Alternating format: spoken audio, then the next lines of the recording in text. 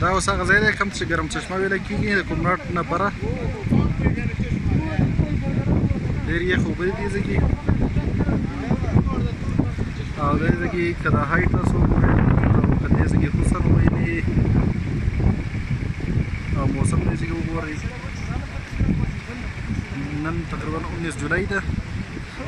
2020 موسم ډېر زبردست دی دلته په غرمو کې ټول خلک ګرځي سر نه پروا هم نشته چې څوک وایي چې ګرمي دی یا څه دا بیا وګورئ دا کوم د کونړ دا سیند چې راوتی دی دغه ځای دی ملګري لګیا دي تصویرونه هم باسي دا ګاډي راغلي دي